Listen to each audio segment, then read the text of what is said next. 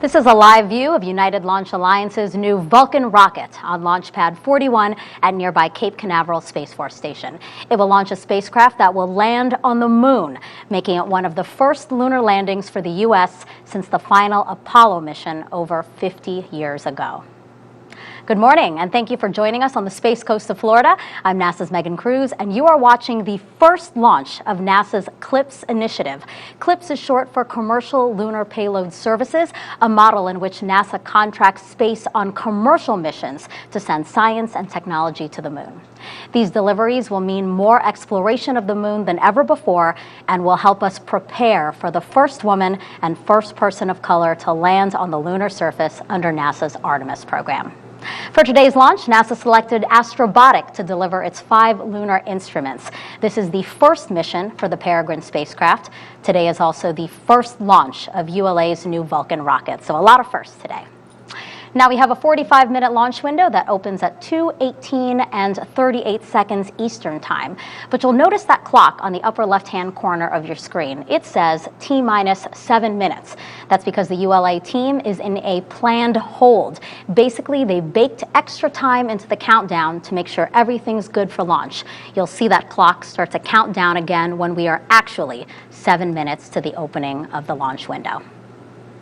Helping me to share today's first are commentators from both our commercial partners. We have Astrobotic's Olivia Chapla, but first, let's start with ULA's Amanda Sterling with a check of how the rocket is doing. Thanks, Megan, and good morning. I'm Amanda Sterling, a structural engineer and program management leader at United Launch Alliance. I'm joining you from the Advanced Spaceflight Operations Center at Cape Canaveral. This is an exciting place to be as the ULA team counts down to liftoff of Vulcan's inaugural flight.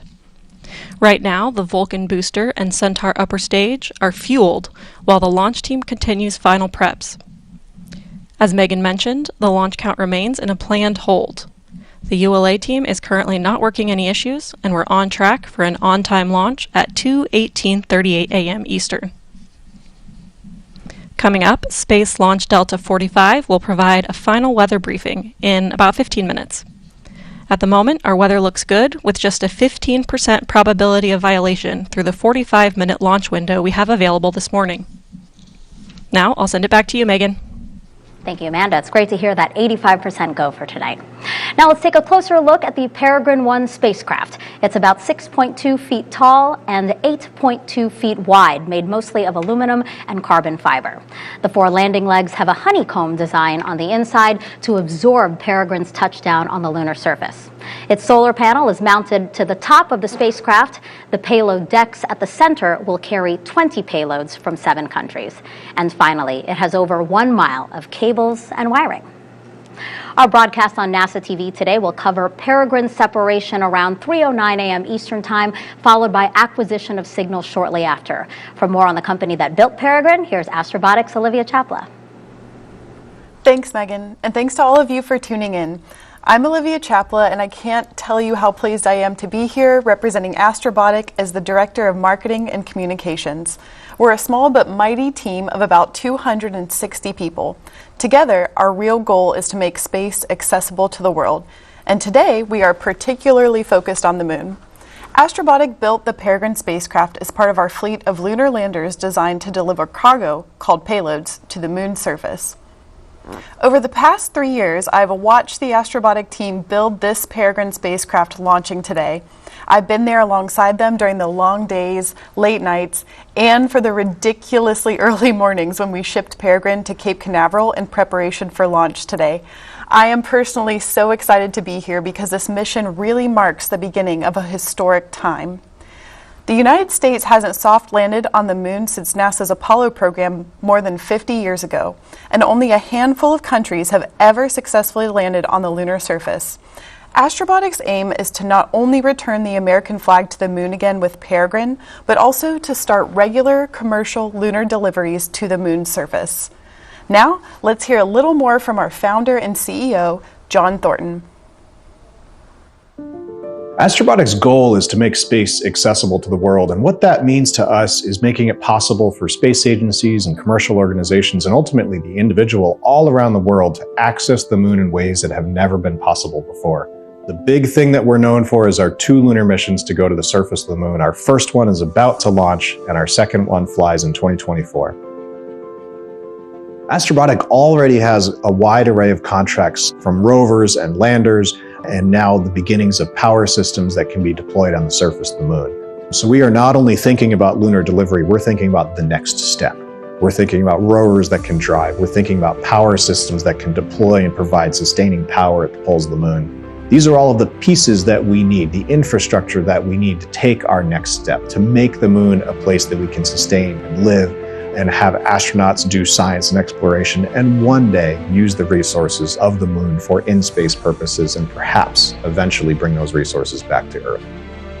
Pittsburgh startups, and space startups in particular, are not supposed to succeed. You're supposed to be in Florida, you're supposed to be in Houston, you're supposed to be in LA, but yet here we are in Pittsburgh with our very first spacecraft on the launch pad, ready to go.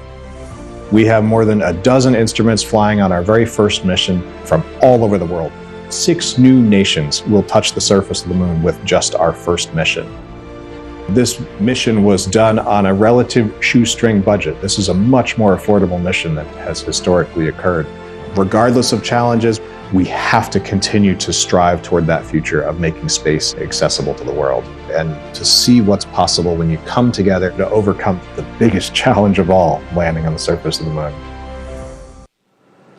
Astrobotic is among a pool of vendors that can bid on contracts for future NASA deliveries. This model will hopefully mean frequent, rapid, and affordable access to the moon. Our moon. It seems so close in the night sky, but getting there is really hard. But what if there was a way to change that? Only a few nations have successfully landed on the moon. As NASA sends astronauts back to the lunar surface, this time to stay, we will need to send science and technology instruments ahead of time to lay the foundation for human exploration. To make this happen, NASA is helping establish a commercial lunar economy. For the first time ever, there will be commercial delivery services to the moon. We are enabling American companies to send our payloads to the lunar surface for us. These delivery services will expand our capabilities for exploration, radically increasing the amount of science we can achieve. This high-risk, high-reward initiative will invest in and leverage the entrepreneurial spirit of American innovation to launch a commercial lunar marketplace, advancing technology and exploration for all of us. With this never-before-seen streamlined access to the moon, we will be able to make novel measurements and develop technologies that scientists have long wanted to do on the lunar surface. And as this new industry matures, this commercial delivery service for NASA and other customers could expand beyond the moon to other destinations in our solar system. And we can learn to live on another world because we are explorers. Flying on commercial missions will mean cost savings for NASA, as we've said, but this approach has risks. So to explain, I have Joel Kearns here. He's the Deputy Associate Administrator for Exploration in NASA's Science Mission Directorate. Good morning, Joel. Hi, good morning, Megan. So talk to me about why we want commercial companies sending our science experiments. Why don't we send them ourselves? Well, NASA is really good at sending robotic science probes throughout the solar system, but it takes a lot of effort, it takes a lot of time. And for our big push to do science and technology on the moon as part of Artemis, we wanted to take a new approach. We wanted to tap into the new ideas, the entrepreneurial spirit, and all the engineering innovation that these small companies and startup companies bring in the United States. We think they can help make the overall moon effort much better. But isn't it riskier for us to depend on others versus us doing it ourselves? There is a different level of risk that we all had to understand and agree to when we started down this. Like I said, we understand how to do robotic science missions at NASA, but we do know that these companies have a lot of good, interesting ideas. by partnering with several different companies for different lunar landing missions, we get to see all their individual strengths, their different technical approaches, but at the same time, we don't get the level of information and we don't have the level of control or direction that we're used to having at NASA. But we think that trade is really worth it. But why is it so important for us to send science before we send astronauts? We didn't do that before with the Apollo program. Well, it's been many decades since Apollo, and there were many, many unanswered scientific questions about the moon, not just about the moon itself, but how the moon is almost a time machine to look back to see what happened at Earth in the earliest stages of Earth. So, for example, we can do studies at the moon to try to determine when did all those last big meteor impacts take place? Because if we see them in the moon, they actually happened at the same time at Earth, maybe around the same time life was forming at Earth. You could also look at the moon, and we might be interested in using water ice that's at the south pole of the moon, we expect, for our astronauts in the future. But understanding how that ice got there, how that water got there in the first place, will help us understand how do we have water at Earth that we get to use today. Real quick, is there anything in particular that you are most excited about discovering on the moon?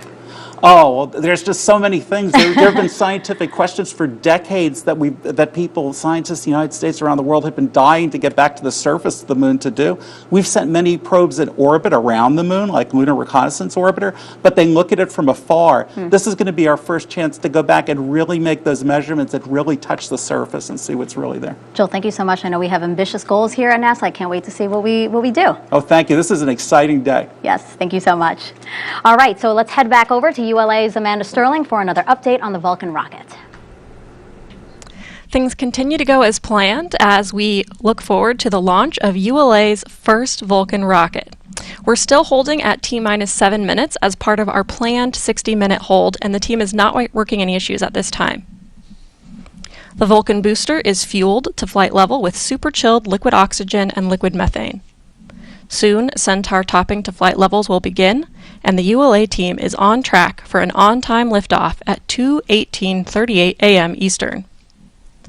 We're about 5 minutes away from Space Launch Delta 45's final weather briefing.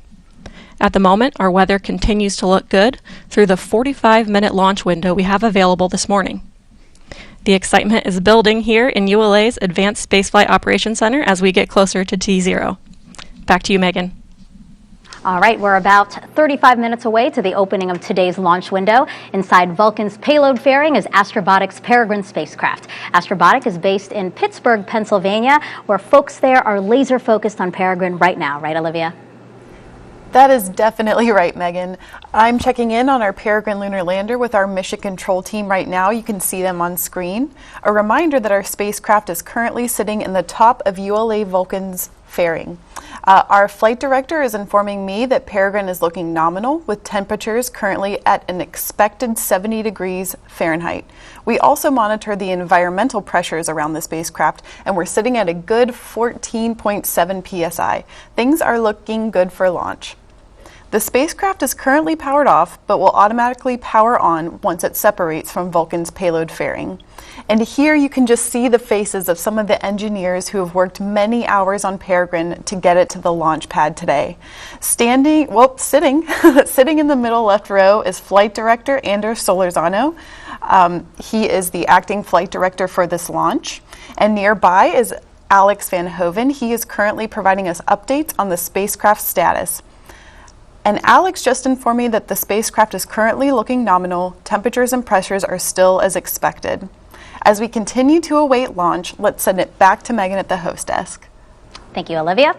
Again, Peregrine is flying with 20 payloads today. 5 of those are NASA's, and throughout the show, we will tell you about each one, starting first with the Linear Energy Transfer Spectrometer, or LETS, from NASA's Johnson Space Center.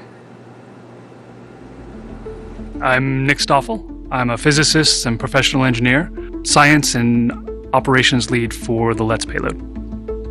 The Linear Energy Transfer Spectrometer is a small, low-power radiation detector based on TimePix technology developed at CERN. It's similar to devices that we've flown on ISS and Artemis.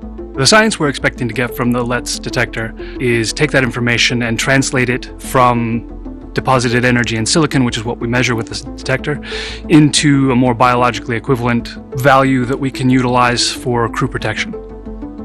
One of the key pieces, I think, that if we can capture would be outstanding is getting data from a radiation event, a solar storm on the moon, while crew are not there. That would be ideal from the standpoint of being able to get the data without putting crew at risk, and then utilizing that data to prepare for crew protection during the lunar operations. Now, NASA's Science Technology Mission Directorate had a hand in today's launch. So here with me now is Nikki Werkheiser, Director of Technology Maturation. Good morning to you. Good morning. So tell me how STMD, that's the shortened version of the directorate there, tell me how it invests in small business like Astrobotic. Of course. So the Space Technology Mission Directorate, our mantra is technology drives exploration. So if you're really going to create new disruptive technologies that change the world, you really have to work with a diverse group of individuals. And that means our small businesses, large businesses, international partners, other government agencies. Astrobotic is a shining example of that. STMD has been working with them for well over a decade. We've awarded over 40 Small Business Innovation Research Awards and our tipping points to develop new technologies for the mission. So is that essentially like seed money? Is that how to consider it? Yes, we're partners, right? We're partners in this. We say at Artemis we're going together, and we mean it. We're invested hand in hand in this. And how have those financial awards, how have those helped Astrobotic? So, for example, not only do we have science and different payloads aboard the mission, but actually parts of the lander itself, like our navigation Doppler LiDAR that helps with the guidance, navigation, and control, terrain relative navigation that helps to make sure that they can land in safe spots. You know, the moon can be very treacherous. And also the axial thruster engines on the lander itself are brand new engines that have never been flown before that we're testing on the moon together. How does it feel to see technologies that your directorate developed, you know, helping us get back to the moon? There are not words. I really get goosebumps. And, you know, the funny thing is, if you'd asked me as it was a child, of course, it's the amazing engineering and science feats that we see happening. But as a child that was raised in a family of a small business, doing this together with small businesses, this being our NASA and going together to the moon, is really just incredible. Yeah, just what do you think about that? Again, that we're bringing in as many as we can with us back to the moon. You know what I think? I think that means success. Yeah. I think it's going to require all of us and our mutual strengths to make it happen. Thank you, Nikki. I really appreciate you being here, and I hope you see a beautiful launch today. Me too. Let's go. All right, we're just about under 31 minutes to the opening of today's 45-minute launch window. After Peregrine 1 today, Astrobotic will deliver another payload for us, and that's our Viper rover later this year.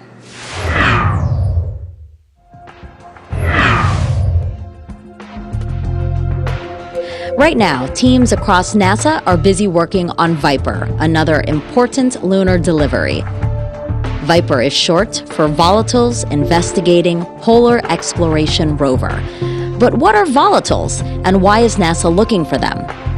Volatiles are substances that easily evaporate. And one of the most important volatiles NASA is trying to map on the moon is water.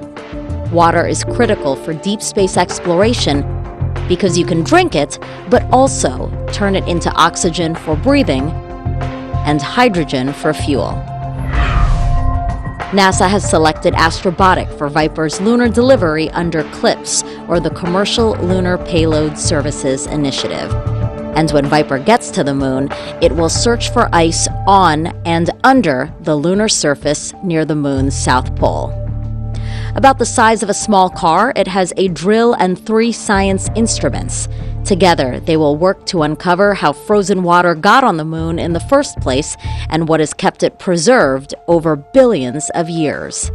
This mission will help NASA understand the environment where we plan to send astronauts as part of its Artemis program, which will establish a long-term presence on the moon and eventually Mars. That's your Artemis Moon Minute. Our next Artemis mission is Artemis 2, which will send 4 astronauts around the moon. And work is already well underway on their ride, NASA's Space Launch System rocket. Right now, teams here at Kennedy are processing segments of the 2 side boosters. Each booster will stand about 17 stories tall and burn approximately 6 tons of propellant every second, producing 3.6 million pounds of thrust. We continue to march towards today's 45-minute launch window that opens at 2:18 and 38 seconds Eastern Time. The ULA team remains in a planned hold and right now working no issues. As for the Peregrine spacecraft, let's get another check of it from Olivia with Astrobotic. Thank you, Megan. As you may recall, we are currently only monitoring the spacecraft's temperature and pressure while it sits inside the Vulcan rocket's payload fairing. And we're checking in with my team members in Mission Control and Alex Van Hoven, one of our flight directors in the very back row. He is providing us updates directly. Our mission team confirmed the spacecraft's levels are nominal and we continue to be ready for launch. And I'd like to take this time to say a well-deserved shout out to the entire Astrobotic team in Pennsylvania, California, and even a few remote workers. I'm sure you're all watching right now, and we thank you for your continued commitment to this mission and to lunar exploration. We really couldn't have done it without you. Now, as we sit tight for launch, we'll continue to monitor Peregrine. For now, back to Megan at the host desk. A few minutes ago, I told you about NASA's LETS payload flying on Peregrine today. Now we'll learn about NIRVIS, or the Near-Infrared Volatile Spectrometer System from NASA's Ames Research Center. Hi, my name is Tony Colpreet. I'm the lead scientist for the Near-Infrared Volatile Spectrometer System, or NIRVIS. The NIRVIS instrument combines three observations. It has a spectrometer that tells us about the composition of the lunar soil. It has a high-resolution camera that tells us about the fine-scale structures of that soil. And it has a temperature measurement that tells us the temperature of the lunar regolith.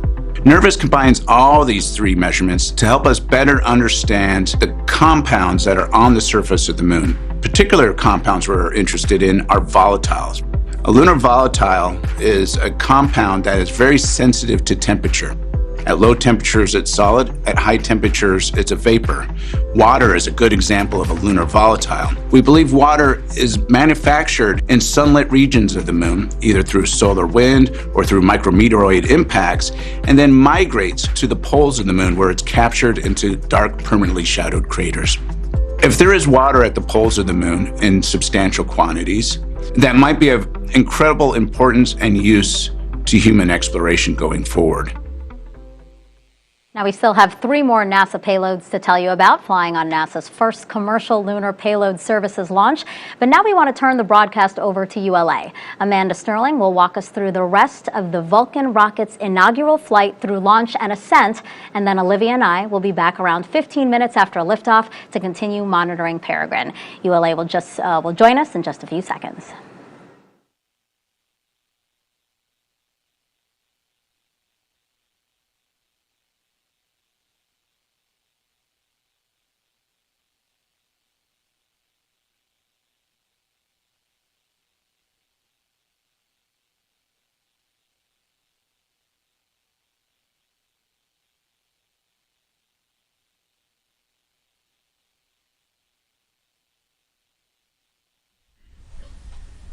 Good morning. I'm Amanda Sterling, a program management leader and your host for ULA's live coverage of the inaugural Vulcan launch.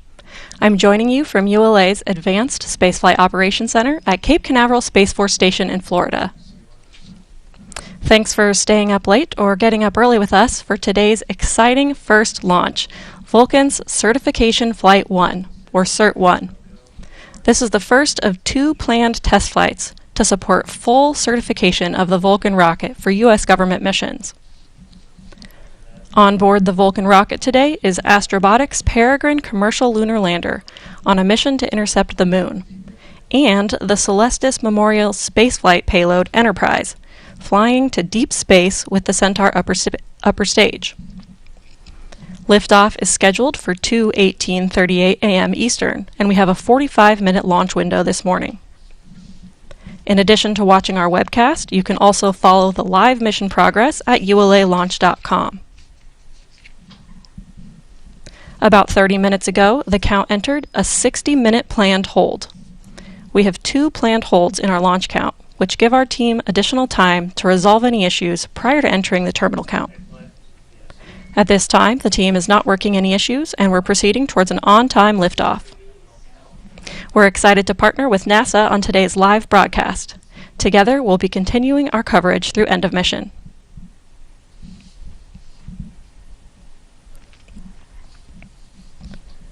Building on more than 120 years of combined Atlas and Delta launch experience, ULA's Vulcan rocket introduces a balance of new technologies and innovative features to ensure a reliable and accessible space launch service. Let's hear more about this incredible launch vehicle from ULA Business Development Director Tom Burkholder and Vulcan Chief Engineer RJ Sansom. So RJ, can you discuss a little bit of the when you began the design of Vulcan and what that meant? Yeah, when we started the design of Vulcan, we were looking at our national security space customer and designing a launch system that would meet their needs.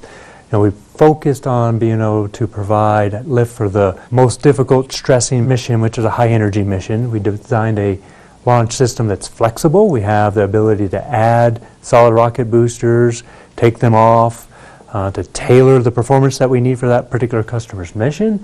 We have an extremely capable upper stage in the Centaur 5 that provides performance that exceeds all the capabilities that our customer needs. And in the end, we've got a launch system that exceeds all of our national security customers' requirements and enables us to provide performance for commercial customers or other customers that will meet their needs now and into the future. That's great.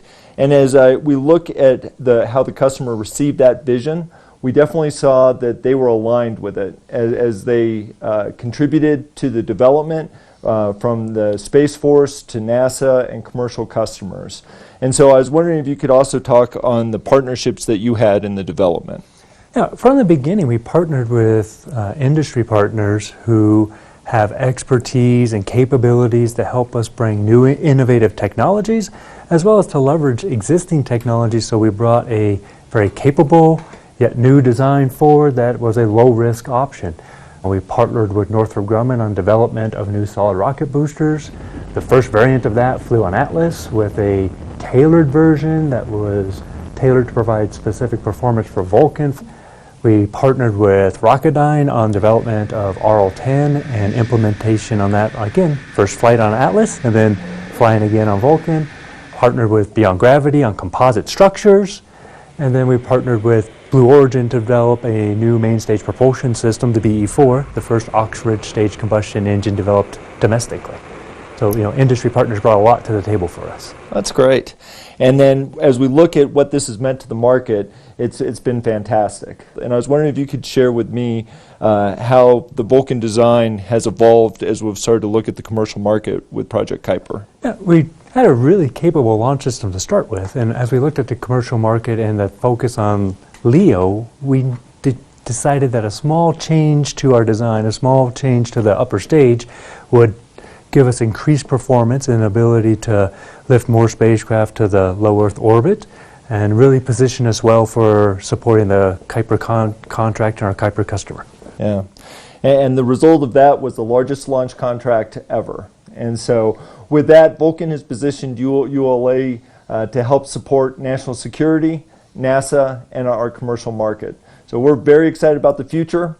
Go Vulcan, go Centaur, go Cert-1. I'm now joined by ULA President and CEO Tori Bruno. Tori, thank you so much for joining us on this monumental day. I've been a part of the Vulcan team for a number of years, so I know how focused the whole ULA team has been. Can you talk a little bit about the teams that came together to design, build, and now launch this rocket? I am so proud of our people, and I think we had exactly the best possible team. We've got folks that designed rockets before, like Atlas and Delta, but we also have the majority of our team, people like yourself, that are earlier in their career, know the new tools, aren't sort of handcuffed by some of the conventions that we used before, and can do really creative and innovative work while also not making the mistakes of the past. Absolutely, and Vulcan is such a unique rocket. What are you most proud of about this vehicle? I'm really proud of the fact that we still service the high energy marketplace, a unique thing that is really important to our nation's security, that no one else has an architecture that will do that, while at the same time breaking all the rules and having the dial-a-rocket architecture that gives it the flexibility to reach down into that LEO marketplace and be very competitive there as well. Absolutely. So we're getting pretty close to liftoff now. How do you expect to feel watching the Vulcan rocket lift off for the first time? Tremendous excitement and anticipation. I got to tell you, I've done over 400 launches. They're all the same. I always get butterflies. This one's really special because of what it means to our country, to our customers, and to the team that has worked so hard, including you, Agent Sterling. Well, thank you so much for joining us. We'll let you get back to it so you can make sure you watch liftoff, and let's go. Go Vulcan. Thank you.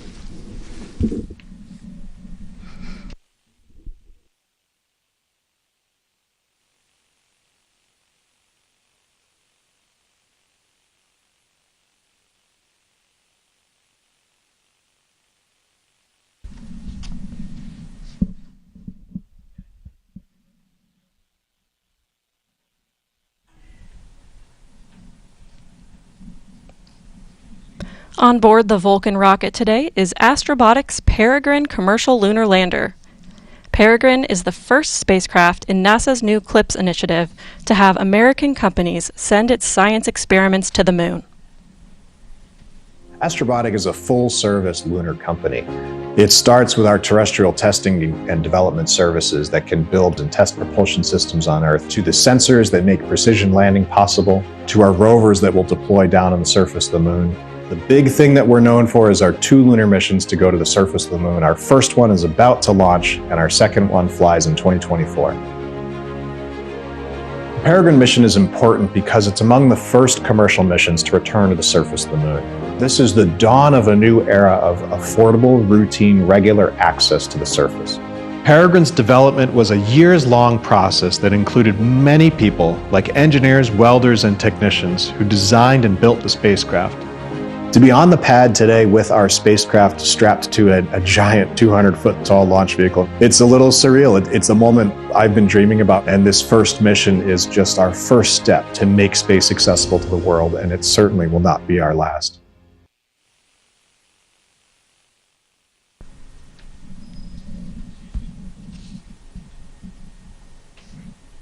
Line item 911 has been disabled. Roger. Also riding atop today's Vulcan rocket is the Celestis Memorial Spaceflight Payload. Let's learn more about this mission. Celestis' Enterprise flight carries capsules containing cremated remains, DNA samples, and greetings from Celestis' clients worldwide. The capsules are integrated into 2 carriers that are mounted to the forward adapter on ULA's Centaur upper stage. The carriers will remain affixed to ULA's Centaur as it travels into a heliocentric orbit around the Sun, where it will remain for eternity. The Enterprise flight is Celestis' first deep space mission.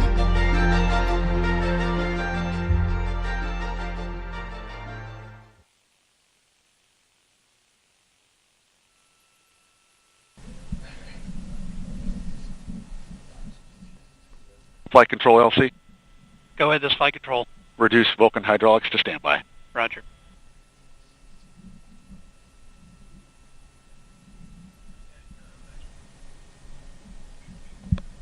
Today's rocket includes the American flag across the inner stage, as well as logos on the payload fairing representing ULA, Vulcan, and Astrobotic.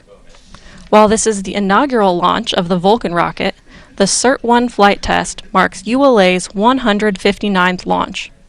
Let's learn more about this innovative new rocket. Designed by ULA's engineering team and built by our skilled technicians, the Vulcan rocket, once fully stacked, stands 202 feet and weighs nearly 1.5 million pounds fully fueled. Vulcan's first stage is built using lightweight, machined and bump-pressed orthogrid aluminum panels to form the liquid propellant tanks.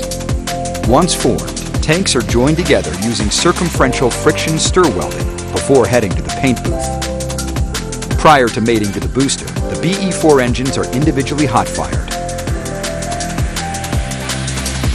At the base of the rocket is the Vulcan booster, powered by twin BE-4 engines.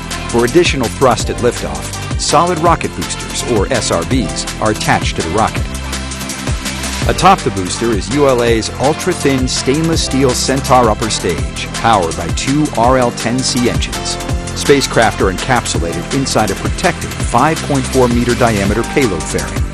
With production complete, the rocket travels from the ULA factory in Alabama to the launch site in Cape Canaveral on ULA's rocket ship.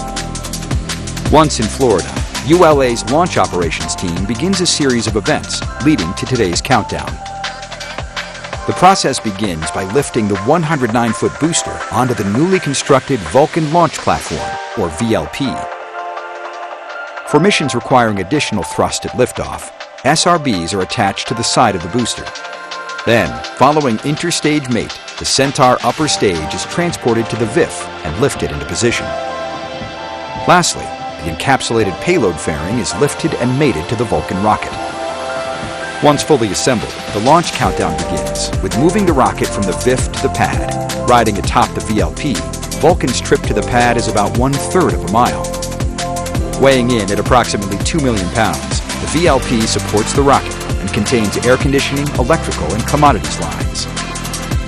Throughout the 20-minute trip, a support van leads the move, followed by the payload van, providing communication with the spacecraft, while the ground van provides support to the rocket. Track mobiles at the rear power the nearly 3 million pound convoy, which also includes an environmental control system, providing air conditioning to the payload and rocket, as well as a backup generator. With the rocket on the pad, the launch team transitions to fueling and other final preparations. Launch. Maintain operational silence in the LCC. Go, LOX 2. Center LO2 at flight level. Roger. Terminal count briefing. If a condition exceeds a launch constraint, anytime after the terminal count status check, the observer shall announce hold, hold, hold on channel 1, identify their station, and briefly state the reason for the hold. RLM, verify redline monitor and event table on the correct configuration for terminal count. Verified. As we approach the terminal count pole, let's check in on today's weather. The Space Launch Delta 45 forecast for this morning's launch is looking good. The probability of violating launch constraints is 15%. Ground winds are 15 to 20 knots out of the north, and the temperature is 57 degrees Fahrenheit. The primary concern for launch is the thick cloud layers rule. L minus 11 minutes.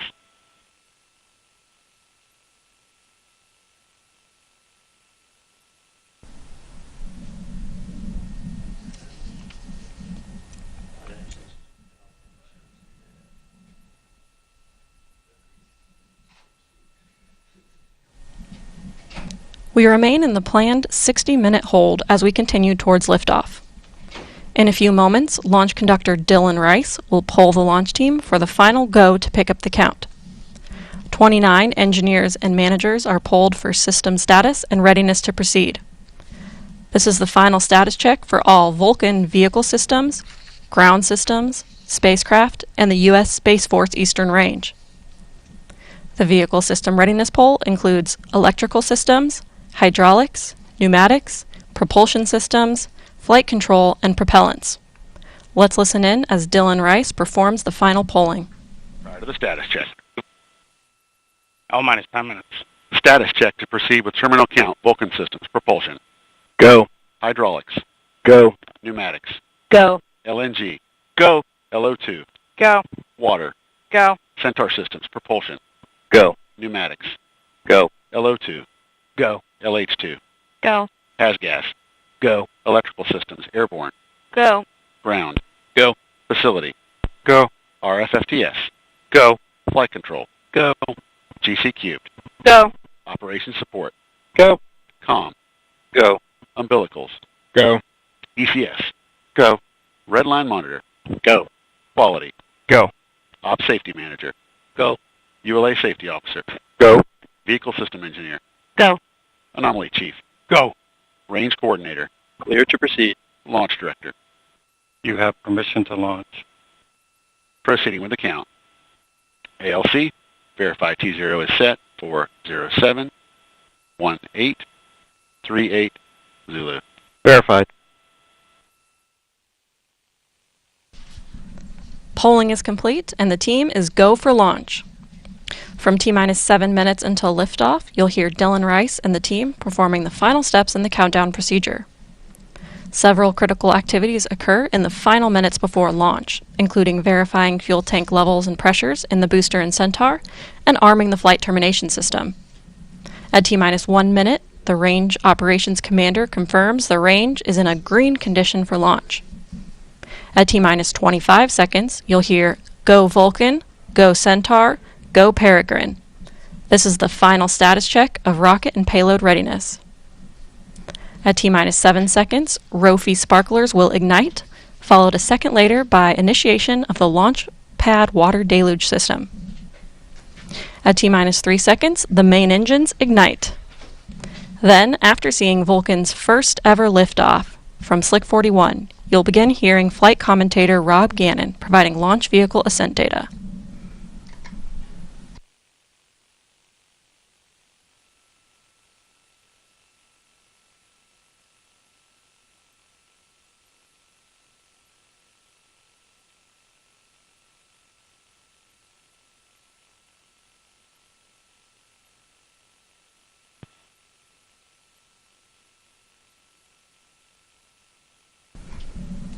This is Vulcan Mission Control at T-minus 7 minutes and holding. We anticipate releasing the hold in just a few moments.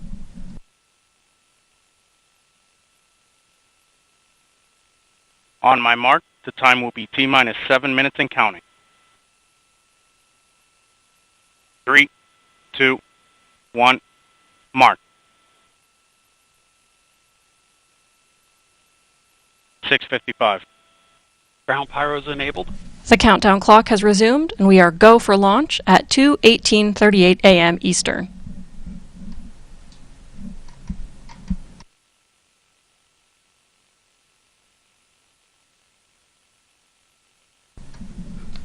After liftoff, ULA's Vulcan rocket will head east from Space Launch Complex 41. Here's a look at today's ascent.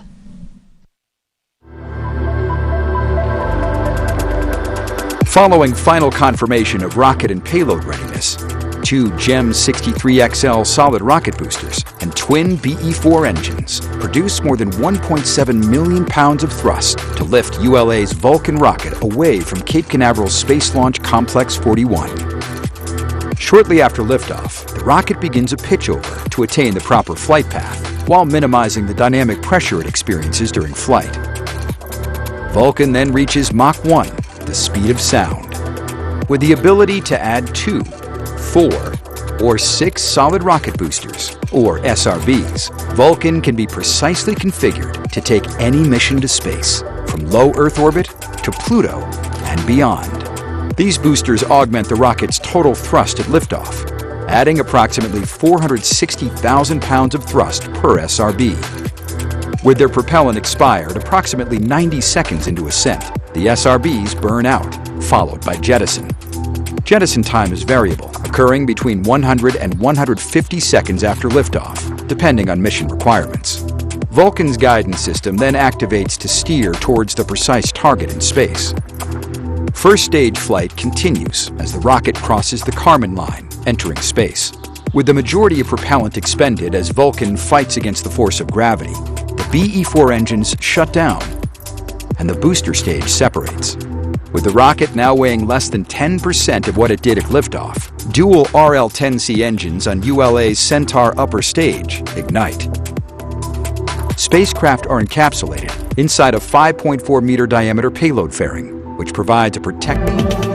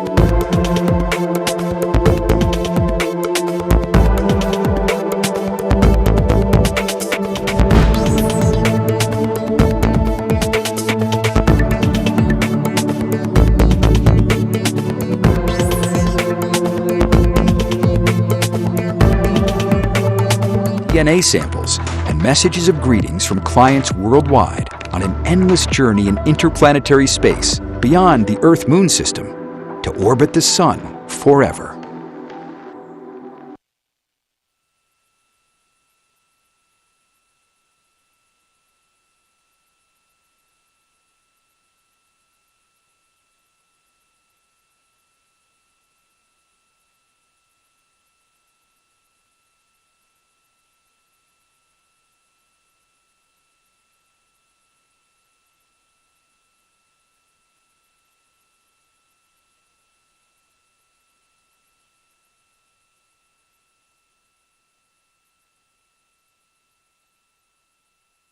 $249.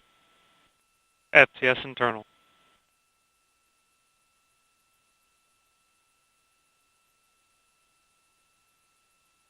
$238.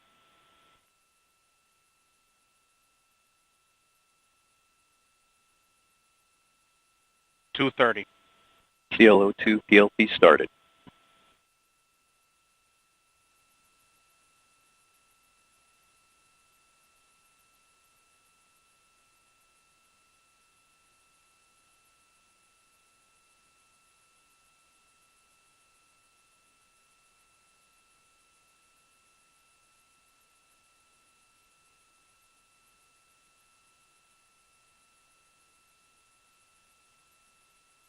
$159.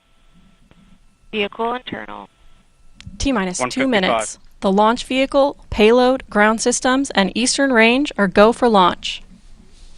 For those of you just joining, I'm Amanda Sterling, and I'm your host for today's live coverage of the inaugural Vulcan rocket launch. The team is not working any issues, and we're on track for an on-time liftoff at 2:18:38 a.m. Eastern Time. FCS arm.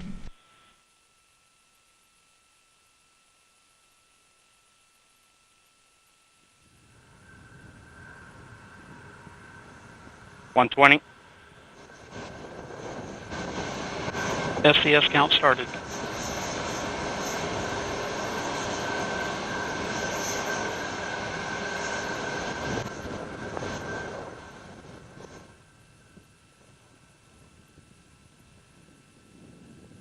One minute. T-minus 1 minute. Range status. Range green.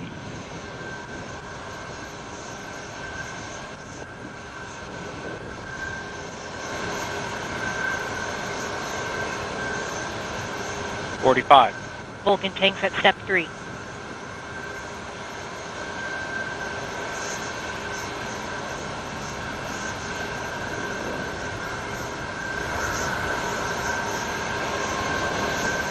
$30.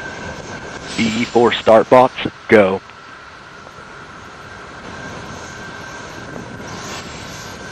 Status check. Go Vulcan. Go Centaur. Go Peregrine. 15. Then T-minus 10, 9, 8, 7, 6, 5, 4, 3. We have ignition.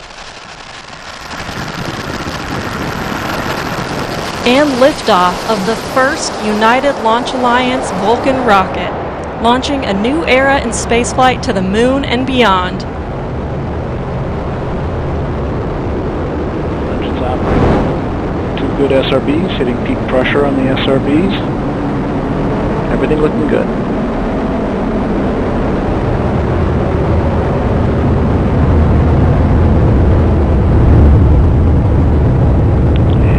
Pitching out programs in, coming into normal rates for that event. We have good hydraulic pressure on both engines, good chamber pressure on both engines, everything looking good.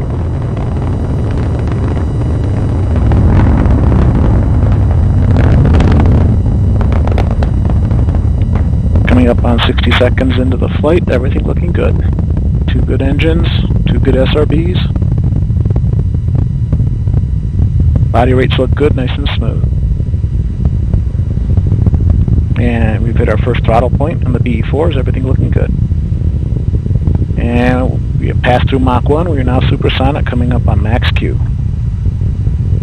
That max dynamic pressure, Everything looking good. We're rolling off on the SRBs.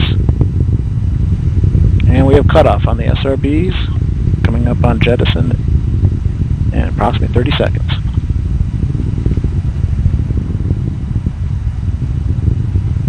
"15 seconds to SRB jet. BE4s continue to operate nominally. Seeing expected PU activity on the booster mains. And we have separation of both SRBs. Everything looking good. BE4s continue to operate normally. Coming up on 2 minutes into the mission. We are now 17 miles in altitude. We just heard confirmation of solid rocket booster jettison. We have about 3 minutes until we reach our next mission event, booster engine cutoff. And we see booster PU correcting towards a nominal MR. Everything looking good. Both engines continue to burn normally.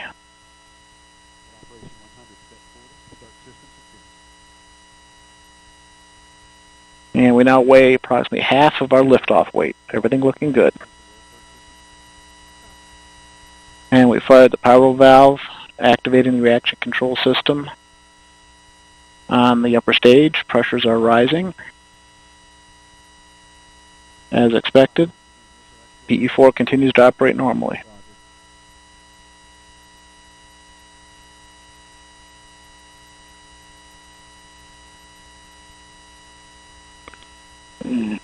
Vehicles continue to fly down the center of the range track, everything looking good. 33 miles in altitude, 52 miles downrange, traveling at 4,000 miles per hour.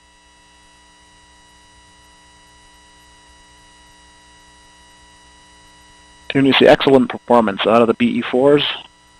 Chamber pressure nice and smooth.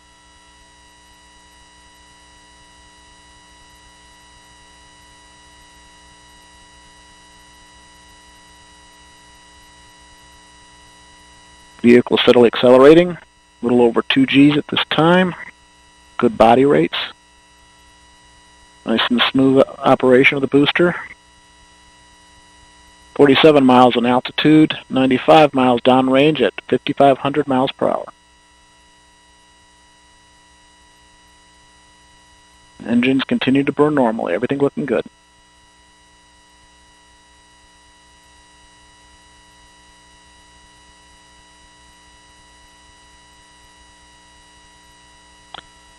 And the vehicle now weighs 1/4 of its liftoff weight as we pass through the Kármán line. Next mark event we're looking for is boost phase chill down on the Centaur main engines.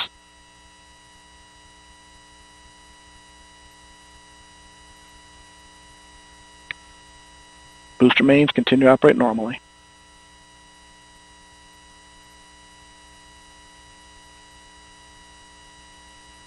And we've begun boost phase chill. Housing temps are dropping as expected.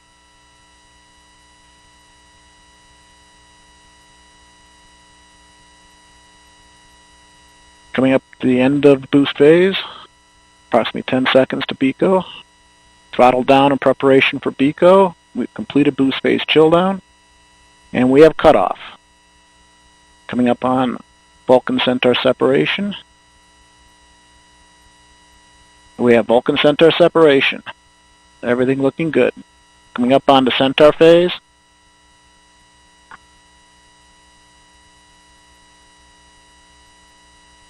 And experiencing a bit of data loss here. We've recovered the data. It's like Centaur engines are up and running normally, good steady state pressure, and we've just jettisoned the payload fairing. 2 good brake wires.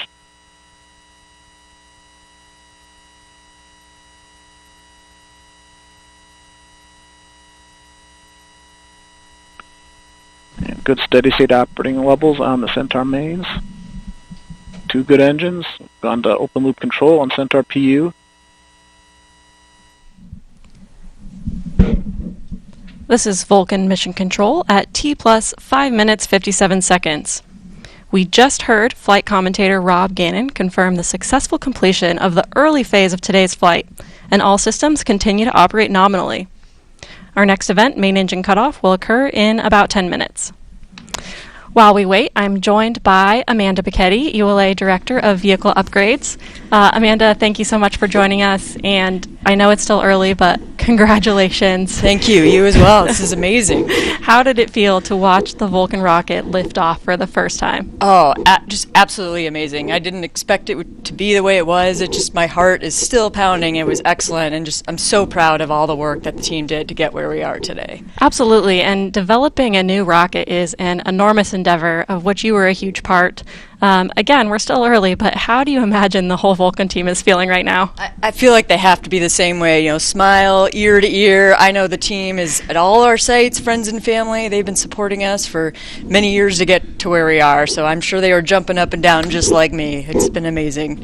How is the Vulcan rocket going to change the industry? Yeah, that's a great question. So Vulcan is very much based on our heritage rockets, the Delta IV and Atlas V vehicles, but we've brought in a lot of new innovation and capabilities that are going to allow us to even better support our warfighters, exploration, as well as connecting the world. And the great thing about Vulcan is it's highly versatile, meaning we can use that vehicle to do anything we want, allows for affordability for anybody who needs access to space. Absolutely. And so this is the first certification flight. What are the next steps for Vulcan after this? Yeah, so with the first flight, we are well under the way from a certification perspective. We do have a second flight that we'll need to do here later this year. Once that completed, we'll have about 2 months or so of post-flight data testing, and then at that point we will be certified by the U.S. Space Force, and we will be ready to fly all of their important payloads for them. Awesome. Well, again, thank you so much for joining us, and we'll let you get back and watch the next mission Excellent. events. Congratulations again. Thanks, you too.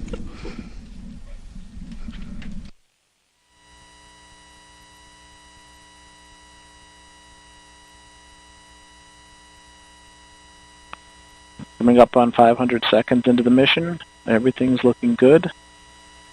Continuing to burn Centaur. Body rates look right as expected. Steady acceleration, just under half a G. And we are now 235 miles in altitude, 836 miles downrange, traveling at 11,150 miles per hour.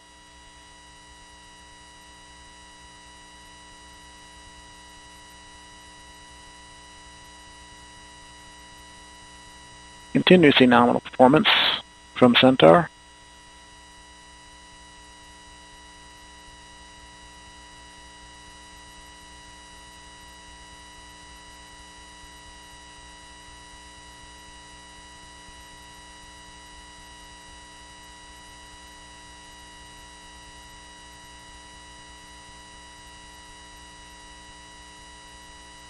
And approaching the halfway point of this first burn of Centaur, everything looks good.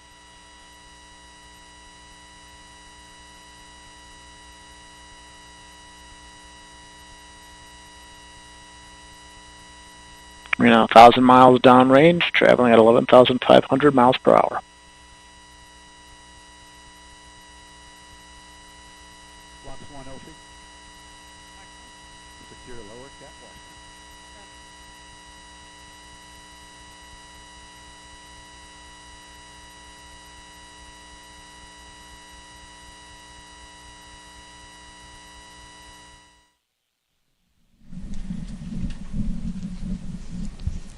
This is Vulcan Mission Control at T plus 10 minutes 7 seconds. Our next event, main engine cutoff, will occur in about 5 minutes. While we wait, I'm joined by Eric Monda, part of ULA's mission design team. Eric, thanks for joining us. Hi, Amanda. Thank you for having me. Of course. So we're still pretty early in this flight today, but can you tell us how the data is looking so far? Yeah, absolutely. So I just want to say that it was so exciting. I ran outside so I could watch this thing lift off, and that was so cool after so many years of development to watch this thing fly. That was fantastic. Absolutely, I bet. Yeah.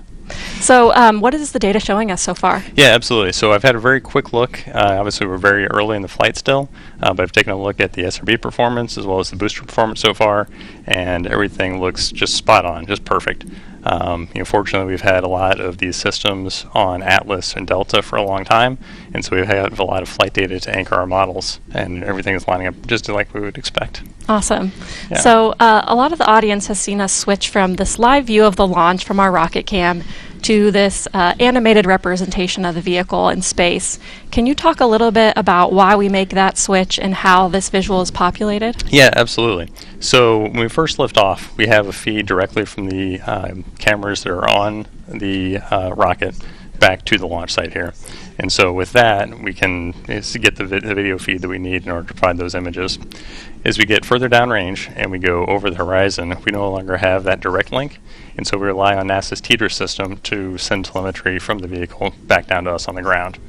In that telemetry data, we get information like position and attitude and velocity, and so we use that to drive the animations you see here. Okay, so we're looking at real data, what's happening, it's just a graphic of it instead of the real thing. That's exactly right, yes. Awesome, that's really cool. So, you know, today right now we're in the first of 3 Centaur burns. Can you talk a little bit about why we need 3 burns and how we use those 3 burns to complete our mission today? Yeah, absolutely. So the first burn performs our injection into low Earth orbit. Unfortunately, if we just continue that burn from that point in time, we wouldn't necessarily be aligned with where we need to be in order to get to the moon.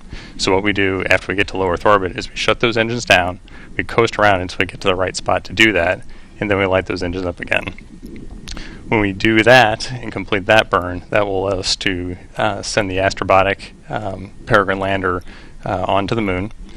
So we shut those engines down again. We are ready to do that, and then start them up one more time in order to do the third burn. And that's what's going to take Celestis' Enterprise mission out to deep space.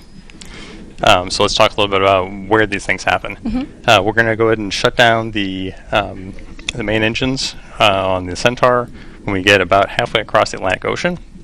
And then we're going to coast the rest of the way across the Atlantic Ocean, across Africa, and go ahead and start the engines up again when we get to Madagascar. And that's where we'll do the second burn. And then we coast again until we get about to Papua New Guinea. And when we get about to over Papua New Guinea, that's where we'll go ahead and do that third and final burn. Okay, so you mentioned a couple of these key milestones that are ahead of us.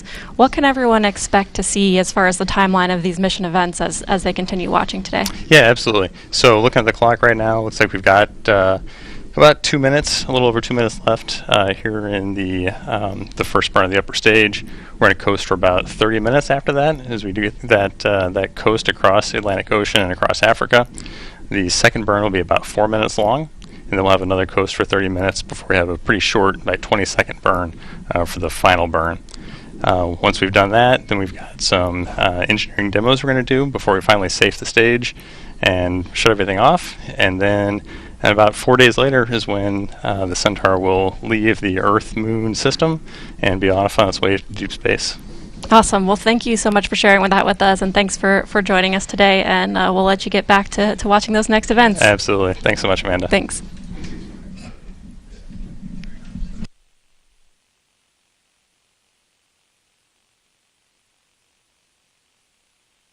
PU system is steadily making the correction down to a nominal MR.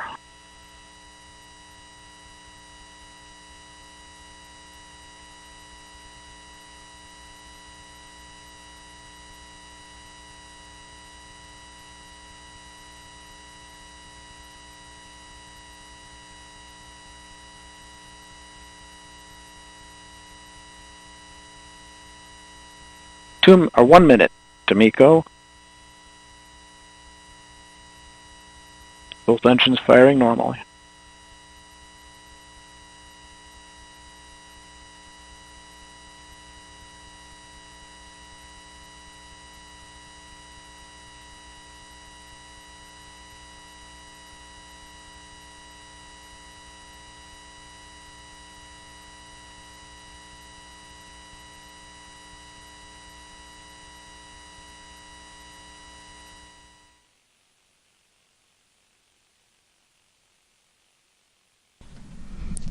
This is Vulcan Mission Control at T plus 15 minutes 30 seconds. We are approaching the first main engine cutoff. Let's listen in. Coming up on MECO 1.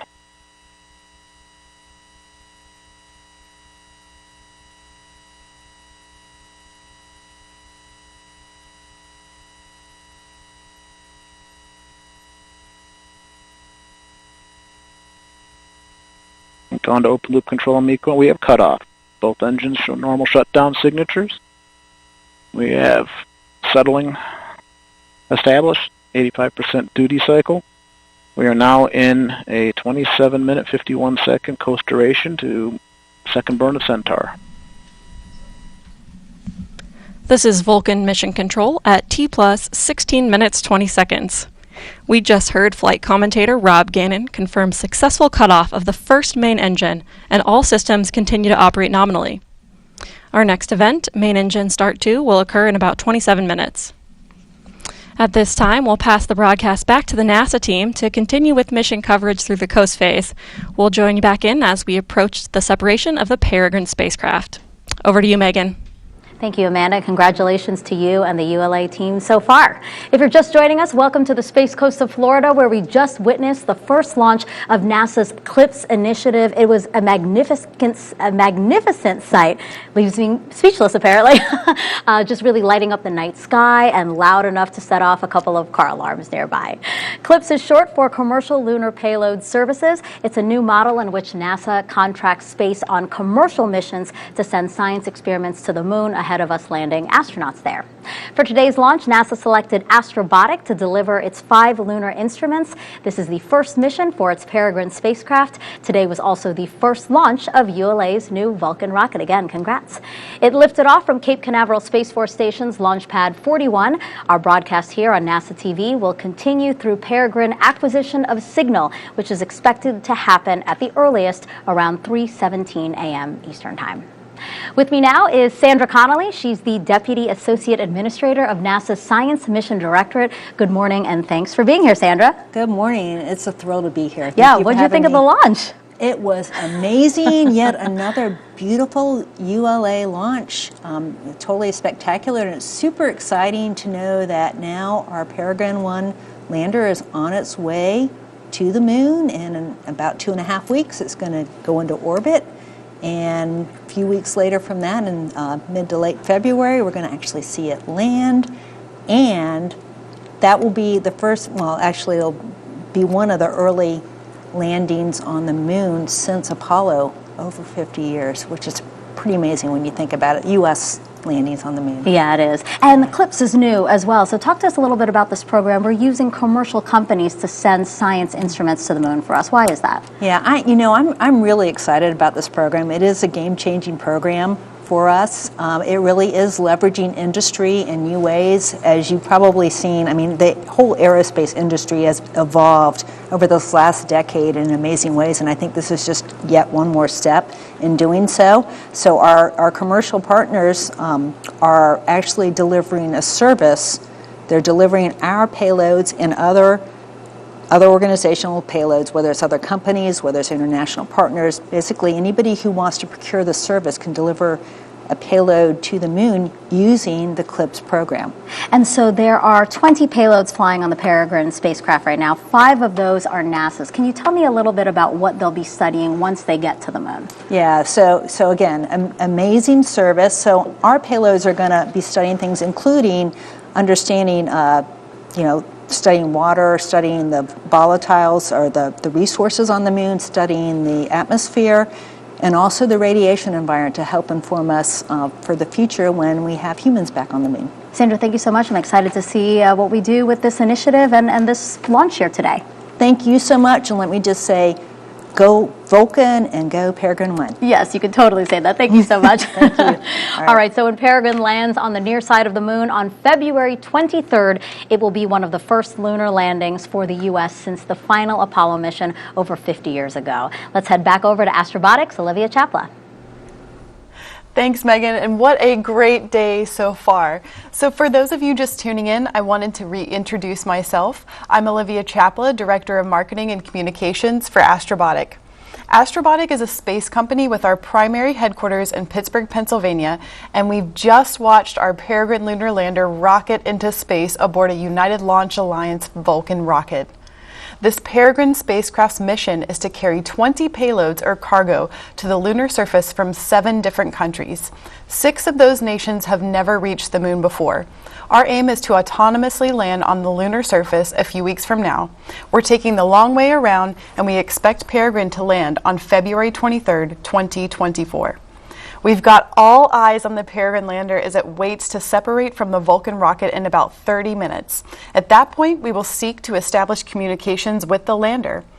And now we'll take a more in-depth look at Peregrine's full journey to the moon with an animation.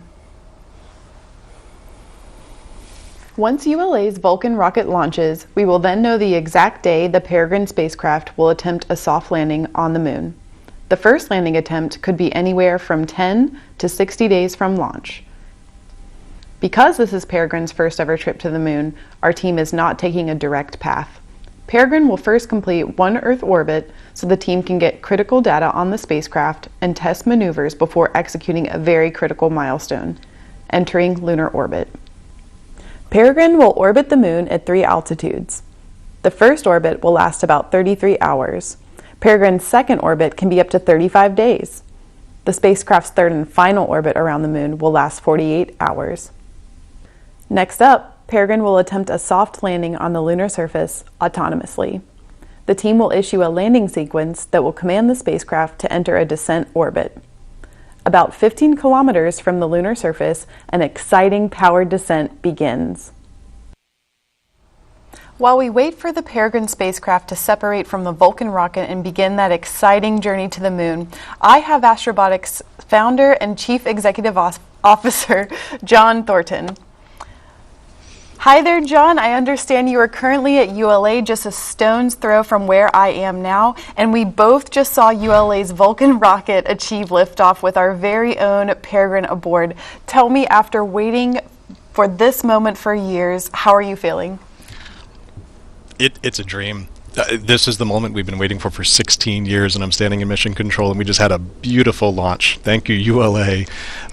So excited. We are on our way to the moon. I can tell you and everyone else are in a really excited buzz today for sure. So tell me, what else do you think is the most important thing about our Peregrine mission today? So this is the beginning of the dawn of a new era for the surface of the moon and how we think about space. This is an opportunity for commercial payloads to fly to the surface of the moon on a regular, routine basis. That means our nation's scientists, our world scientists, can access the moon in ways never before possible. And we are seeing the beginnings of that right now as we speak on our journey to the surface of the moon. Our first mission carries 20 payloads from all over the world. 6 nations on board the mission will touch the surface of the moon for the very first time. It's a phenomenal, exciting mission to be a part of, and it's a real honor to be here today, and I could not imagine a better start to the mission. That's true. And what do you have to say to the Astrobotic team and to all of the payload customers who made today's mission possible? For 16 years, we've been pushing for this moment today.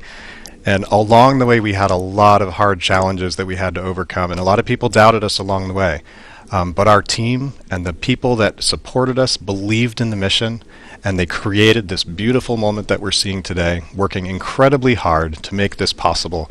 I can't thank the thousands of people between our team, our suppliers, our partners that have made this moment possible today.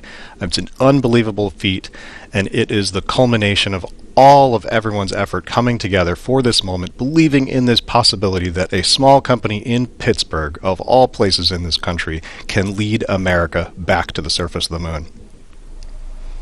Thank you, John. Well, I'll let you get back to the team that are in Florida with us as we wait for the Peregrine spacecraft to separate from Vulcan's rocket in about 30 to 40 minutes.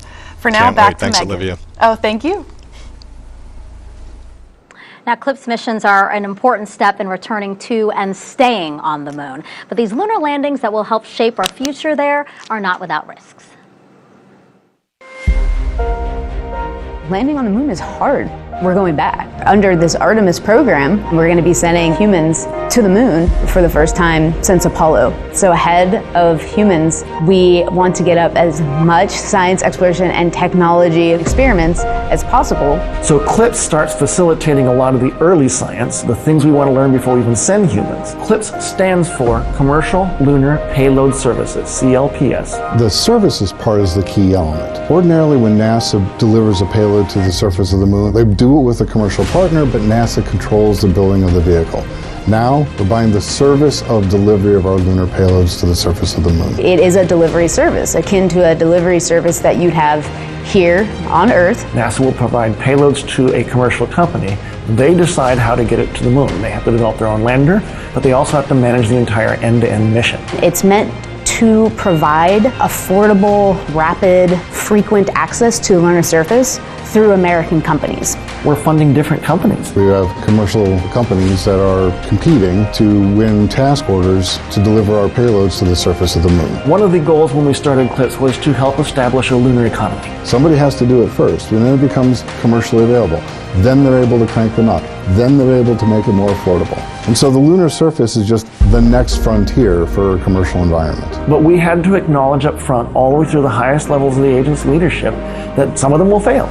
These missions may not be as successful as a traditional NASA mission. We have accepted the risk that going through this innovative approach with these commercial companies, that there could be some failures. Some of them are new companies. None of them have ever successfully landed on the surface of the moon.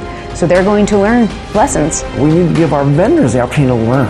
And so that'll help ultimately buy down our risk as these companies learn, okay, what does it take to actually build up the lunar lander, integrate payloads, get to the lunar surface and land safely. They've been able to demonstrate that they have very, very good technical depth and the ability to design and execute missions. We're willing to take more shots on goal. And we aren't risking human lives. And in the big picture, if we're flying missions at 1/10 of the cost of a NASA mission, and we fail 2 of them, we still get 8 missions for that same price. Even with 1 or 2 or 3 failures, this is still a very economical proposition. It's a risk posture which is more risk tolerant than NASA is accustomed to.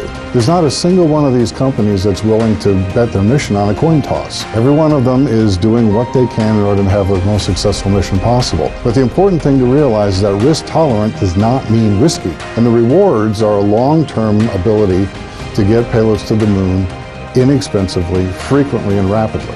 We want science, so we can then put more of our resources on even more science, exploration, and technology payloads and get more of a return on investment when we get to the moon. CLIPS provides tremendous benefit across the scientific and economic communities. So there's a lot we'd like to learn about the moon to help human habitation and prepare us for missions to Mars and beyond. So the moon is the first step. And a lot has to happen before Peregrine lands safely on the moon. Astrobotic's Olivia Chapla shows how they tested the spacecraft here on Earth and what the team will do during its journey in space. Peregrine has gone through quite a journey already and still has a long list of objectives to complete on its way to the moon. We've categorized these objectives into 5 stages, beginning with engineering it here on Earth. First, we built and tested a bolt-for-bolt engineering model of Peregrine. Based on our findings, we constructed the final spacecraft to send to the moon. Each iteration of Peregrine went through rigorous testing to ensure it will survive the harsh conditions of launch and space environments. Phase 2 objectives will begin when the spacecraft separates from the rocket. Once separated, Peregrine will power on and establish communications with Earth. At this stage, we'll receive telemetry informing us of the spacecraft's position, orientation, and general operational health. One of the first commands we send to the spacecraft will initiate thrusters to point Peregrine's solar panels at the sun to charge its battery. We are planning for all of these objectives to be completed today. Next, and off-camera, our Phase 3 objectives begin. These objectives include trajectory adjustment maneuvers in space before lunar orbit insertion. After lunar insertion, Peregrine will complete 3 orbits around the moon. Then, the last phase of the mission begins, lunar landing and operations.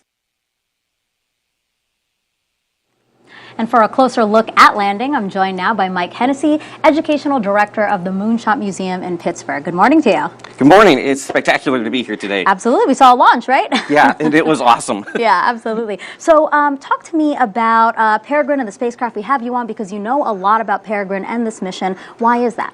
Well, every day I've had a front row seat at Peregrine under construction. I work at the Moonshot Museum, and we share a wall of windows with Astrobotic. And better yet, I've seen kids with their faces pressed against the glass, knowing they're going to grow up to become that next generation of makers that take us to the moon. That's fantastic. And you also brought us some props here. So these are different parts, different materials that make up the multi-layer insulation. That's what goes around the spacecraft, right? Right. That's the thermal protective space blanket for the craft. spacecraft, and we have a number of different materials here. This is Astro Quartz.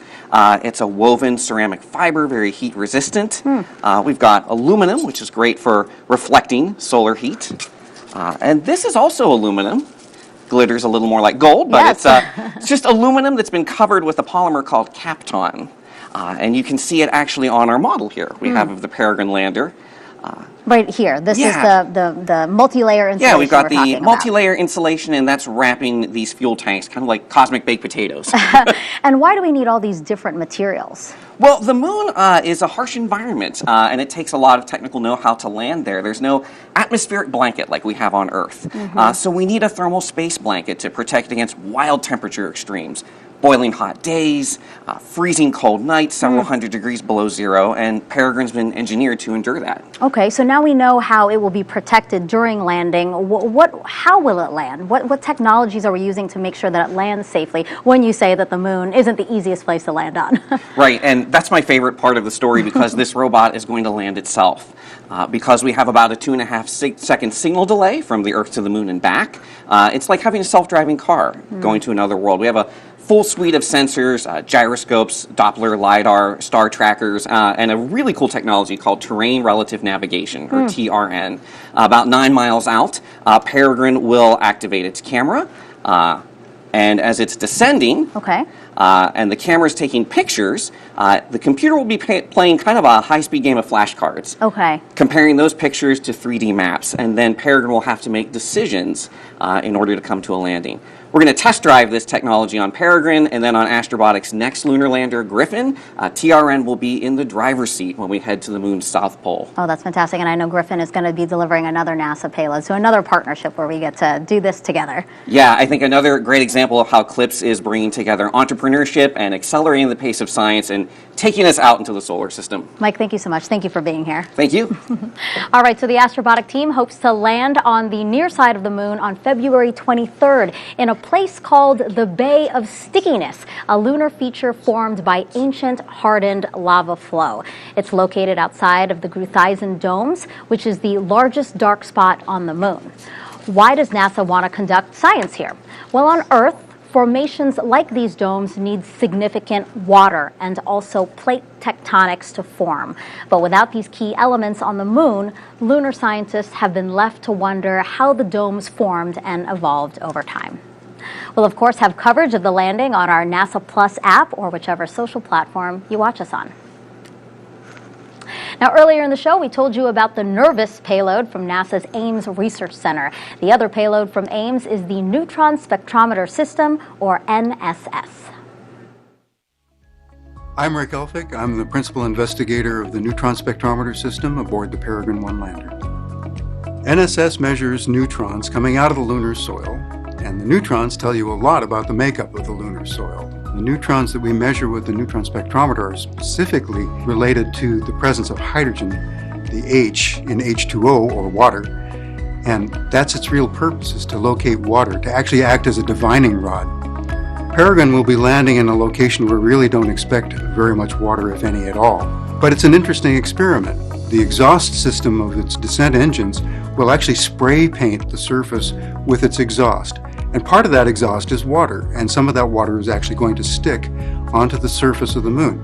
Then after we land, NSS can monitor how that water goes away as the sun rises at the landing site and the day gets warmer and warmer. Water is really important as a resource for exploration. Astronauts need it for drinking water, but you can also use it by splitting it up into hydrogen and oxygen as rocket fuel. So if you can find water in place where you're going to, that means you can use it there and not have to bring it up from Earth.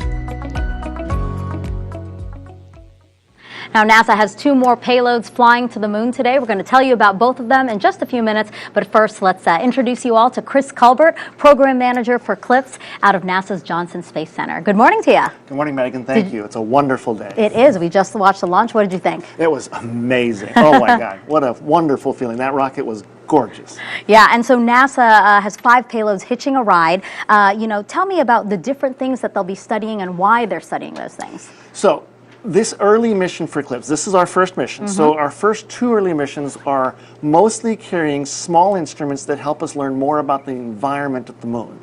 As we get further into CLIPS in future missions, we'll raise the complexity and start studying more complex, more difficult questions. But at the beginning, we're mostly trying to characterize what the moon is like, what the radiation does, what kind of environment we can find there. It doesn't have an atmosphere, but there's particles and dust and other things. We're trying to get more information about that so that we can help guide future human missions more effectively. Mm-hmm. And how soon could we see data from some of those instruments so that we can start creating that fuller picture? We'll start getting data back within hours of landing on the moon. Wow. Now, the scientists will need some time to analyze that information and turn it into the kind of information that helps guide future missions. But we should be getting data back from the moon within a few hours of landing, and we'll all three for as long as 14 days on the moon. We'll be gathering that data. But the scientists will then take that information offline and analyze it for a while. So basically these missions, these instruments that we're sending, they're scouting the moon for us. Yes. Yeah, they're telling us what the moon is like, helping us understand what we need to know so that we can take humans there safely. It also allows us to better design future instruments and other experiments that will pinpoint the kinds of things we need to know about the moon to be able to work and live there. Chris, thank you so much. Thank you for being here. You're welcome. Okay, so we're now less than a few minutes away until the Peregrine spacecraft separates from Vulcan's Centaur upper stage. We're going to go back to ULA for that milestone, but before that, another quick status update on Peregrine from Olivia. Thanks, Megan. And now I'm checking in on Astrobotic's mission control team. In about 20 to 30 minutes, they're expecting Peregrine to power on and then try to communicate with them on the ground. Peregrine will establish ground communications with NASA's Deep Space Network, and then we will begin receiving telemetry. As we wait for those milestones, here's an in-depth look at the inner workings of the Peregrine lunar lander. And now we'll take a look at the Peregrine spacecraft. You'll notice that we've removed the MLI or multi-layer insulation so we can better see the inside of the spacecraft. Throughout Peregrine's journey, they'll keep an eye on the spacecraft's temperatures, pressures, power levels, and communication system. Solar panels at the top of Peregrine charge its batteries to power the spacecraft. Moving down towards the center of the spacecraft are the payload decks. You'll notice the decks have a unique isogrid pattern that we've used as an inspiration for a lot of our graphic design for the mission. This structure pattern optimizes the sturdiness of the payload decks while also minimizing its weight. Affixed to these decks are all 20 payloads. 20 individual pieces of cargo from 7 different countries are aboard these 2 main decks. Peregrine has 12 attitude control system engines, called thrusters, that are used to orient the spacecraft. You can see 4 large propellant tanks filled with monomethyl hydrazine and multiple mixtures of oxygen-nitrogen, or MON, as oxidizer. Mounted to the bottom of the spacecraft are 5 main engines that will slow the craft down as it approaches the lunar surface. These engines use a hypergolic bipropellant pressure-fed system. Believe it or not, Peregrine will use the majority of its fuel in the last 15 minutes of the mission as we attempt a soft landing on the lunar surface. Peregrine has 4 landing legs attached to its base. These legs have a honeycomb structure on the inside that will crush to absorb the impact of Peregrine landing on the lunar surface. Peregrine is designed for an autonomous landing. That means it will use complex computing and a suite of sensors instead of human pilots.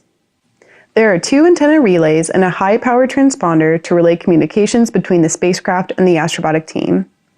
The relay will connect Peregrine with NASA's Deep Space Network, or DSN, utilizing the same dishes that communicate with the James Webb Space Telescope as well as other historic missions. And the last major feature of Peregrine is something you can't see. It's the hundreds of people who have worked on, tested, and gotten the spacecraft to the launch pad today. A shout out to the team we like calling the Astrobots, and a shout out to our payload customers who are sending their items to the moon with us. Your continued commitment to science and lunar exploration is important for humanity. The Peregrine lunar lander has 20 pieces of cargo called payloads aboard. You can find the full manifest on Astrobotic's website, but here is a look at a few of the payloads. IRIS rover. This is a student-built rover with a mission to take photos and send them back to Earth as it drives across the lunar landscape. Once Peregrine lands on the moon, IRIS will deploy to the surface to begin its mission. And here we have another Carnegie Mellon University payload called Moonark. Moonark is seen as a cultural museum to the moon. Comprised of 4 independent chambers and weighing a combined total of 10 ounces, it contained hundreds of images, poems, music, nano-objects, and earthly samples. Next, we have Colmena, a fleet of micro-rovers and the first Latin American scientific instrument ever sent to the moon. Consisting of 5 small rovers, it will demonstrate a coordinated moon exploration. Lastly, we have the DHL Moonbox. Former astronaut Richard Garriott and thousands of others from around the world have sent small mementos to link life's meaningful moments with our nearest celestial neighbor. Now, this is just a snippet of the 20 payloads aboard Peregrine. Again, you can find the full list on Astrobotic's website. Now back to Megan. We are now less than 10 minutes away from Peregrine separation, so let's get back over to the ULA team and Amanda Sterling to take us through that. Thanks, Megan, and thanks to those of you who are still following mission progress of ULA's Vulcan Cert-1 flight.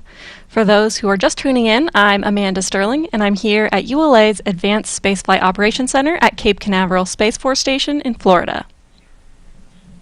ULA's inaugural Vulcan rocket lifted off on its first flight test at 2:18:38 a.m. Eastern, and all systems continue to operate nominally.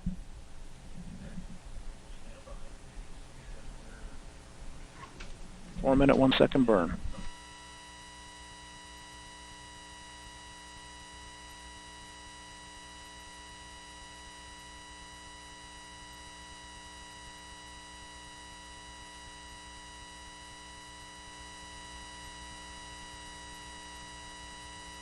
And we've begun pressurizing the propellant tanks in preparation for second burn.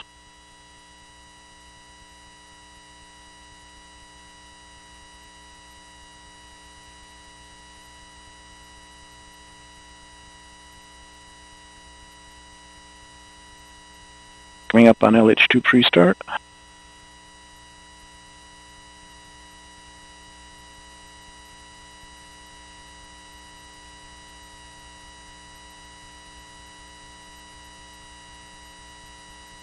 LH2 pre-start.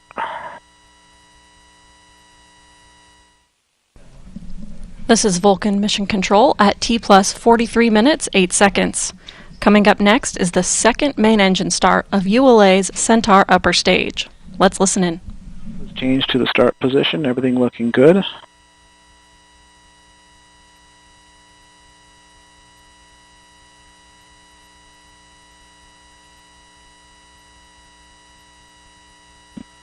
About 15 seconds to mess.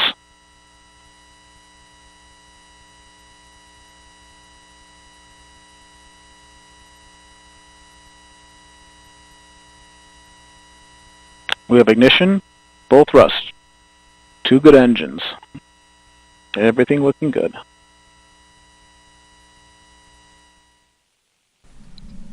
This is Vulcan Mission Control at T plus 43 minutes, 57 seconds. As we approach Peregrine separation, let's learn more about the first spacecraft to launch in NASA's new CLIPS initiative to have American companies send its science experiments to the moon. Astrobotic is a full-service lunar company.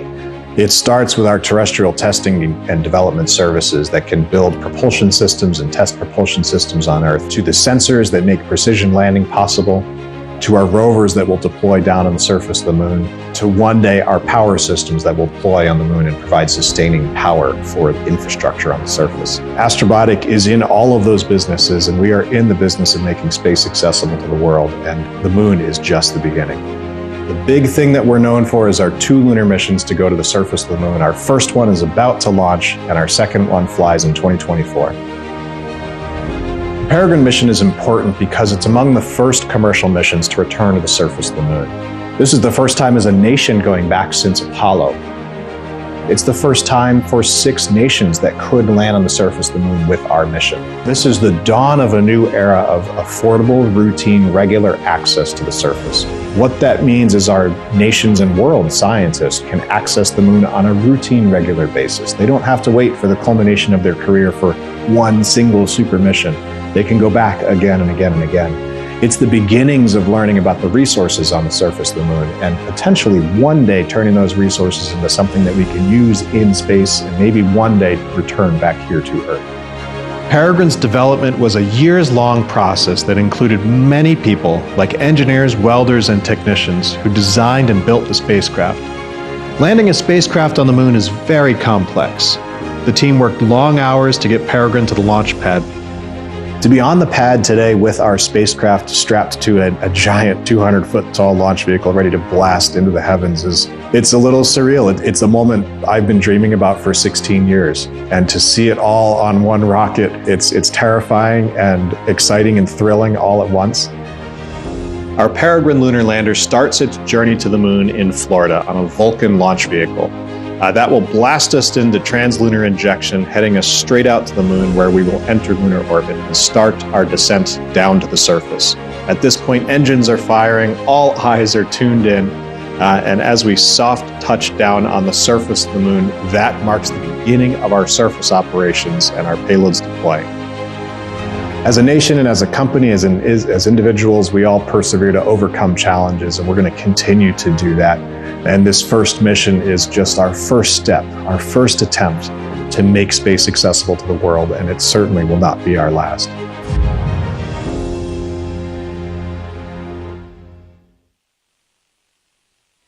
Pressures.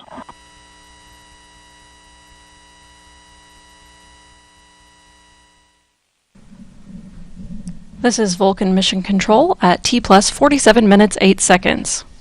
We're a few seconds from the second main engine cutoff. Here's Rob Gannon. 30 seconds to nominal MECO.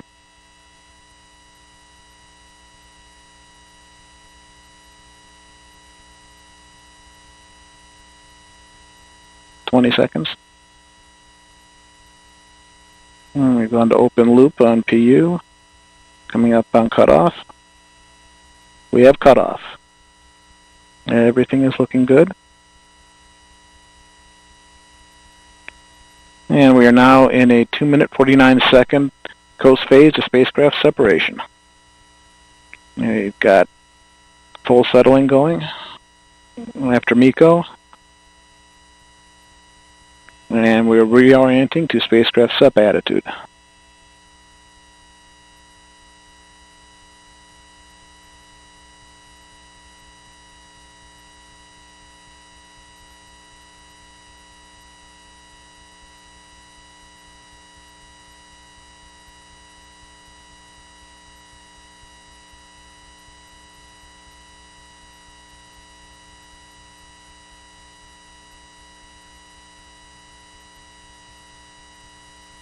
And continue to maneuver to our MES-2 attitude.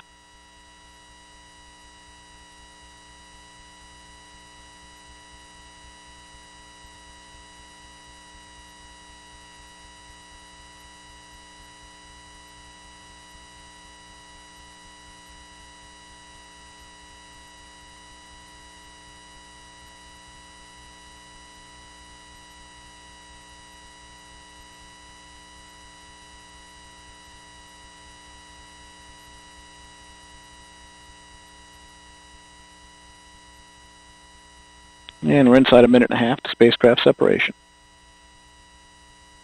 Body rates are nulling out.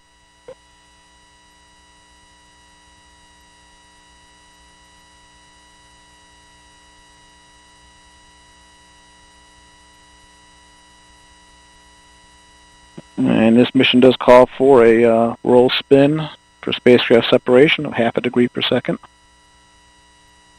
We'll be starting that maneuver shortly.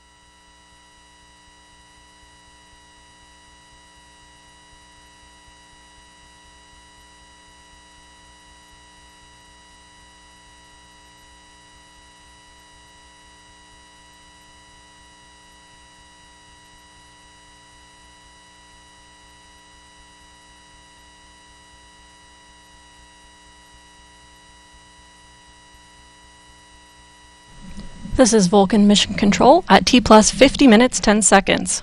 Vulcan has executed all mission events expected, and we are now approaching delivery of the Astrobotic Peregrine commercial lunar lander into a highly elliptical orbit, more than 220,000 miles above Earth, to intercept the moon. Let's return to flight commentator Rob Gannon as we approach separation. We are spinning down.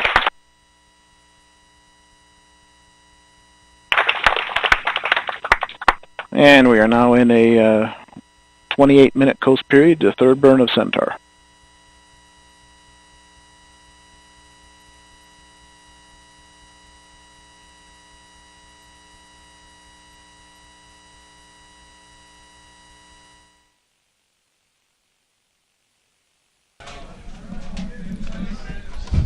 This is Vulcan Mission Control at T plus 51 minutes 6 seconds. We just heard confirmation of Peregrine spacecraft separation. I'm now back with ULA President and CEO Tori Bruno. Tori, our first Vulcan rocket just delivered its first payload to orbit. How are you feeling? Yeehaw! I am so thrilled. I can't tell you how much. Absolutely. And again, we're not completely done with the mission here today. Is there anything else that you want to share with the audience? I am so proud of this team. Oh my gosh, this has been years of hard work. So far, this has been an absolutely beautiful mission back to the moon and off to our next burn, where we will do our final payload deployment to that heliocentric orbit for the memorial. Our team has done such a good job. Bravo, Zulu to everyone. This is it's hard to describe. Yeah, absolutely. I feel that too. So again, thank you so much for joining us on our show. Congratulations, and we'll let you get back to finish the rest of the mission. Congratulations to you. Give me a hug. All right.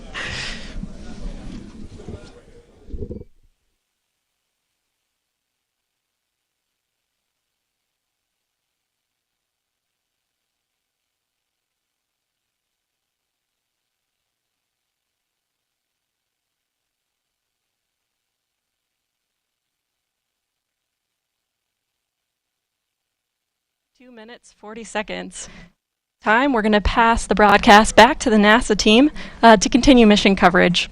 We'll be joining back in as we approach the final engine burn. Over to you, Megan. Thank you, Amanda, and well done, ULA team.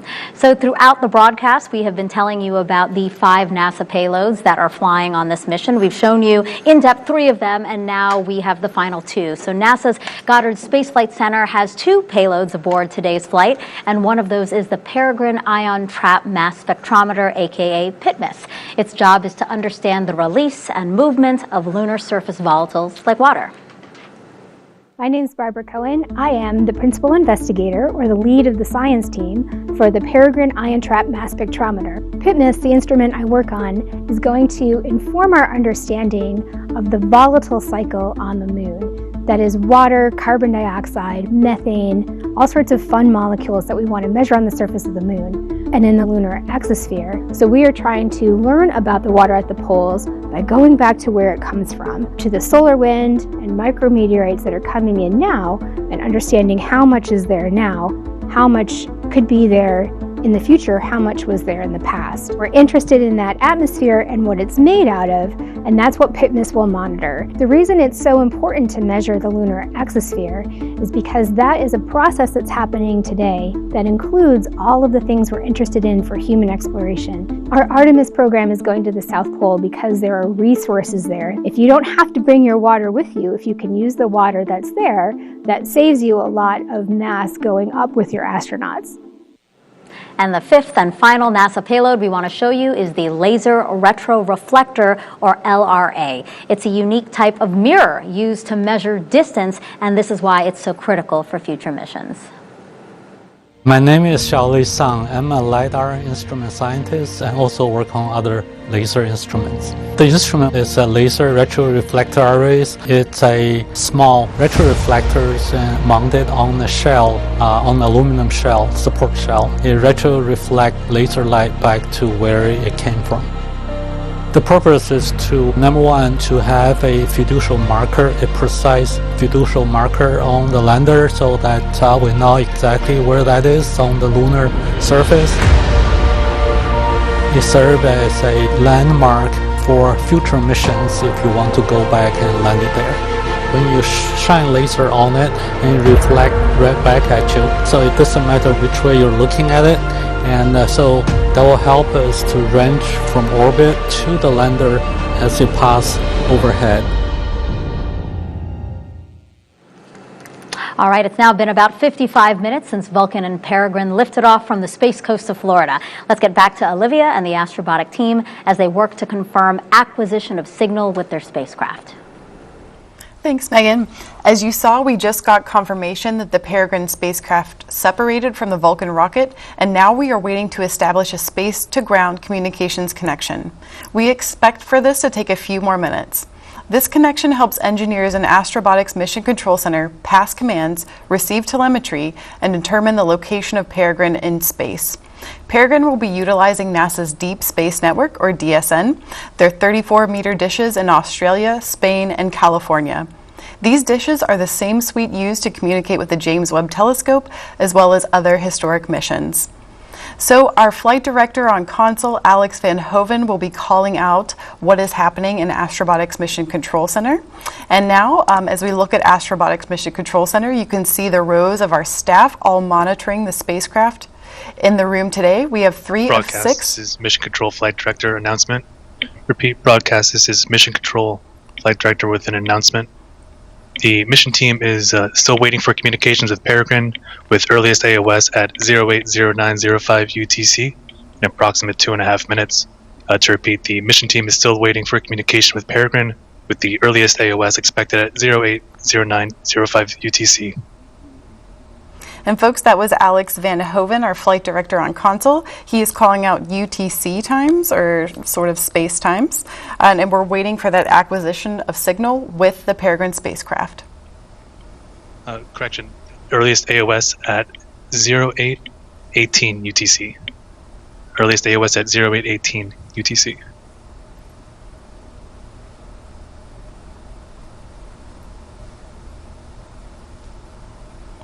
Now you can almost see Alex Van Hoven in the back row, right below the eye in Astrobotic. You can kind of see his head. Maybe he'll stand up for us at least one time. We'll see. He's very focused and busy.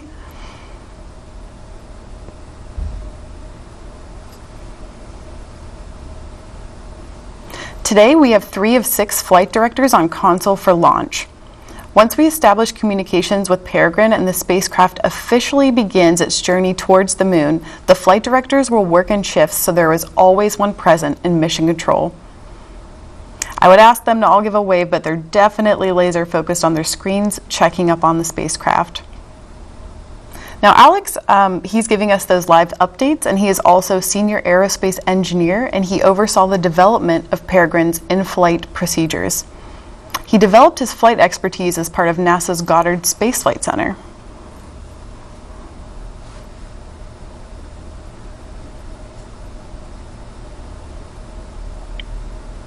Broadcast, Mission Control Flight Director announcement. I repeat, broadcast, Mission Control Flight Director announcement. At this time, Astrobotic has confirmed that we have established communications with Peregrine, and we are now receiving live telemetry. I repeat, we have just established communications with DSN and can confirm that we are receiving telemetry from the satellite.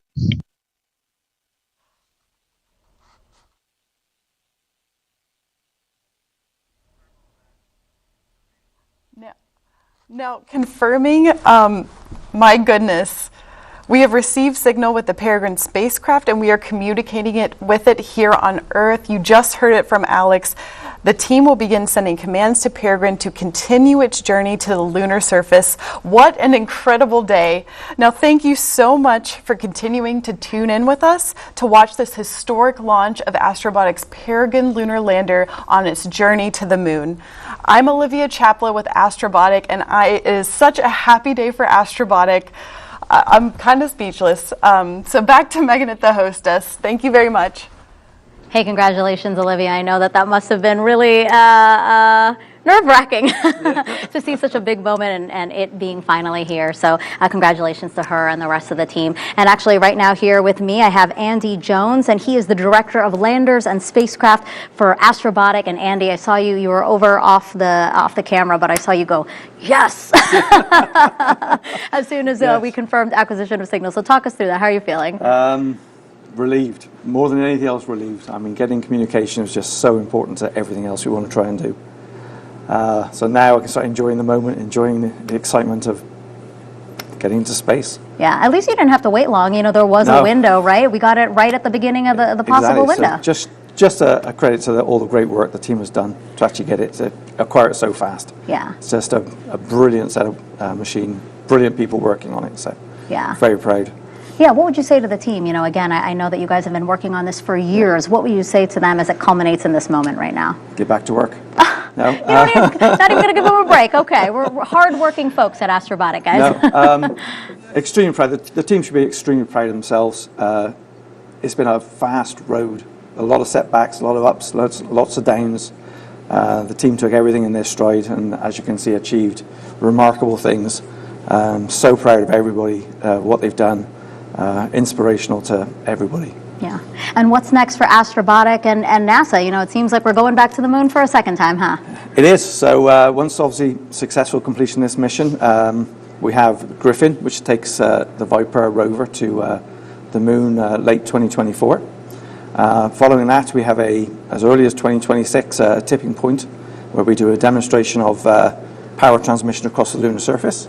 And also Astrobotic is part of the national team led by Blue Origin to take humans back to the moon, and we're part of the cargo lander system for them. So a lot of things to look forward to. Lots to look forward to, yeah. And just by one last question for you, I mean, just what do you think of this new initiative that NASA has to really bring in all of these small U.S. companies to hopefully help us all go back to the moon?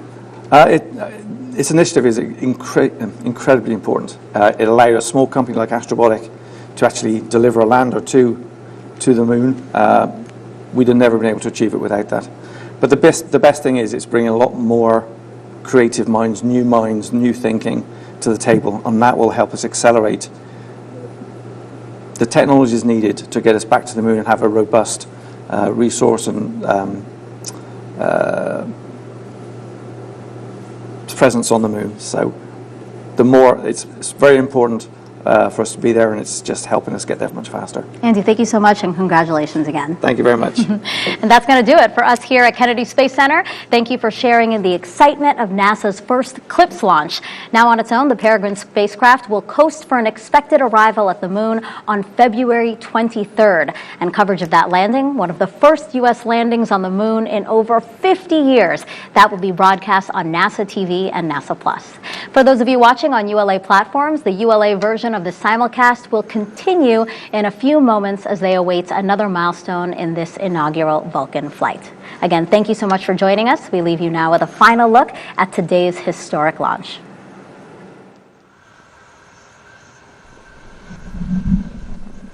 T-minus 10, 9, 8, 7, 6, 5, 4, 3.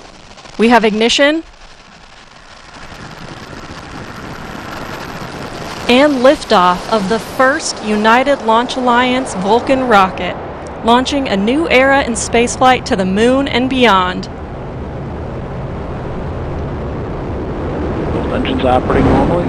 2 good SRBs, hitting peak pressure on the SRBs. Everything looking good.